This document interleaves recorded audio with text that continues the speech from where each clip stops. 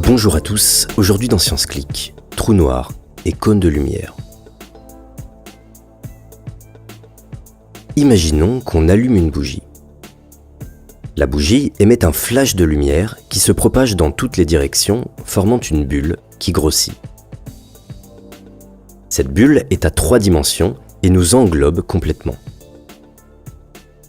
Si l'on se trouve à l'intérieur, il est impossible d'en sortir car il faudrait dépasser la vitesse de la lumière. Imaginons qu'on n'observe qu'une tranche de l'espace à 2 dimensions. La bulle forme un cercle qui grossit tout autour de nous. Si l'on décompose la situation image par image et que l'on aligne les images les unes derrière les autres, on peut construire un diagramme dans lequel cette bulle de lumière, qui grossit au cours du temps, forme un cône. Ce cône s'élargit du passé vers le futur et à l'intérieur, nous traçons une trajectoire à travers le temps. Les parois du cône sont inclinées à 45 degrés, car la lumière parcourt toujours en un même temps une même distance. Par exemple, en un an, la lumière parcourt toujours une distance de 1 année-lumière dans l'espace. Ce type d'objet est ce qu'on appelle un cône de lumière. À mesure que le temps s'écoule, le cône s'élargit à la vitesse de la lumière et quoi que l'on fasse, notre trajectoire reste confinée à l'intérieur. Il nous est impossible d'en ressortir. En relativité, ces cônes de lumière sont essentiels pour comprendre la structure de l'univers. Ils permettent notamment de restreindre les relations de cause à effet. Pour comprendre, imaginons un événement qui se produit à une certaine distance de la Terre. Par exemple, une explosion de supernova.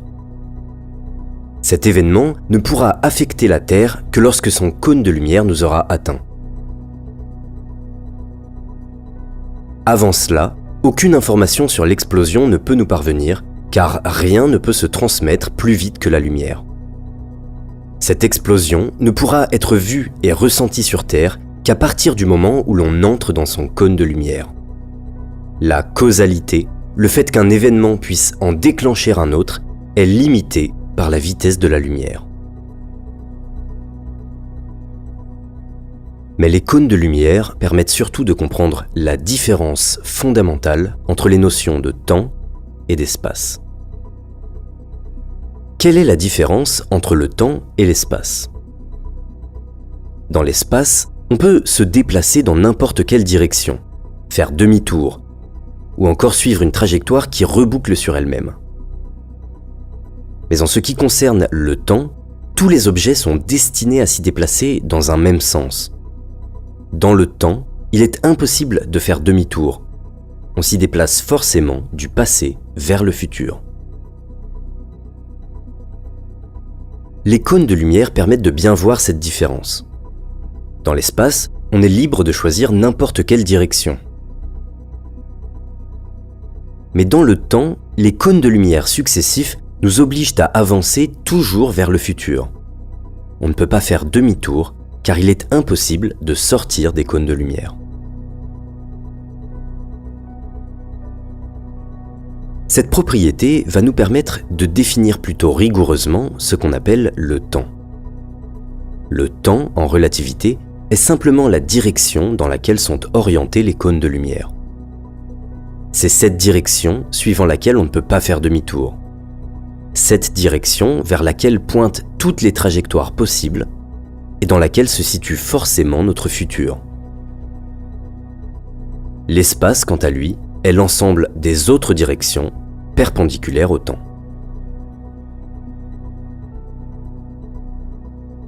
Dans une zone où l'univers est vide, en l'absence de gravité, sa structure, l'espace-temps, est régulière. Le temps et l'espace forment une grille ordonnée, rectiligne, et les cônes de lumière sont tous alignés dans une même direction. On peut ainsi y définir le temps de façon globale.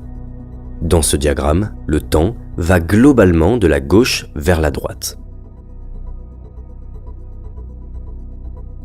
Mais imaginons maintenant que l'univers contienne un astre très massif, comme par exemple la Terre. Si on lâche une pomme en altitude, la pomme va peu à peu être entraînée vers le bas, déviée par la gravité de la planète. Mais si la gravité entraîne la matière, elle entraîne également la lumière. Et si la pomme émet des bulles de lumière au cours du temps, la lumière va elle aussi être entraînée vers le bas. À proximité d'un astre massif, les cônes de lumière ne sont plus alignés les uns après les autres. Ils tournent peu à peu, courbés par la gravité. À proximité d'un astre massif, la direction des cônes de lumière se penche. En d'autres termes, le temps est courbé vers le centre de la planète. Si la pomme tombe alors qu'elle était initialement immobile, c'est parce que son futur est dirigé vers le bas.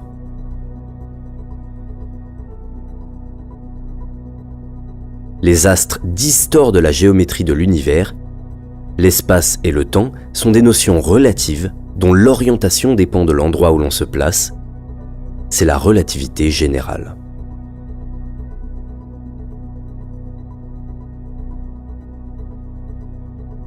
Plus un astre est massif, plus il courbe l'espace-temps.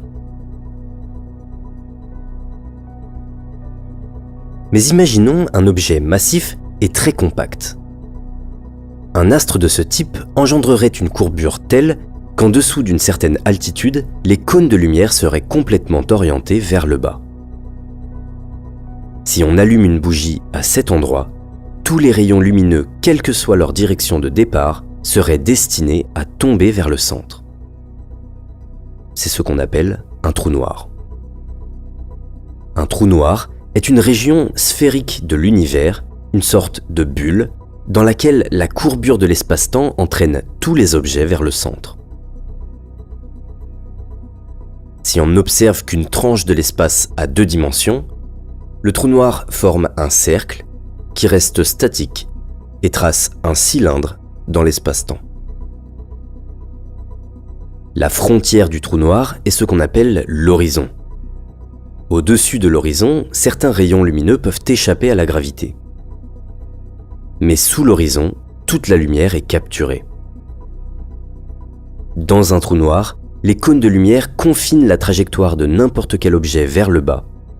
Le temps lui-même est dirigé vers le centre du trou noir.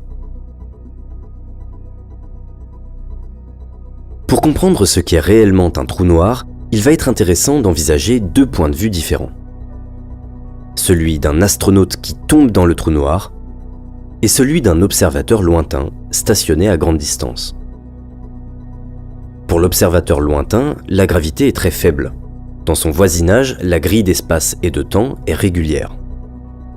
Pour lui, le temps s'écoule de la gauche vers la droite. L'horizon du trou noir semble immobile, il trace une ligne droite du passé vers le futur. Mais observons maintenant le point de vue de l'astronaute qui tombe.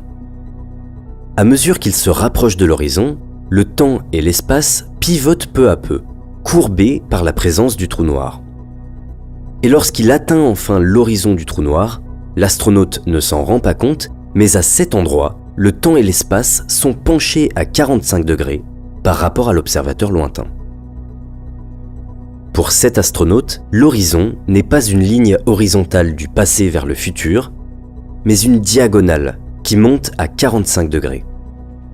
Exactement comme la surface d'un cône de lumière.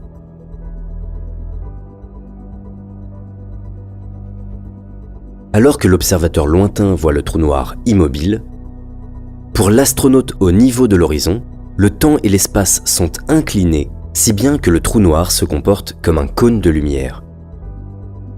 Ce qui explique qu'il est impossible d'en sortir. Lorsqu'il franchit l'horizon, les notions de temps et d'espace semblent interchangées par rapport à l'extérieur. Le temps pointe désormais vers le bas, ce qui était avant une direction dans l'espace. L'horizon du trou noir n'est plus un endroit dans l'espace, mais un instant dans notre passé. Et le centre du trou noir n'est plus un point, mais un événement dans notre futur, un destin auquel on n'échappera pas. Sous l'horizon, tous les objets tombent inéluctablement, car c'est dans cette direction que se trouve leur futur.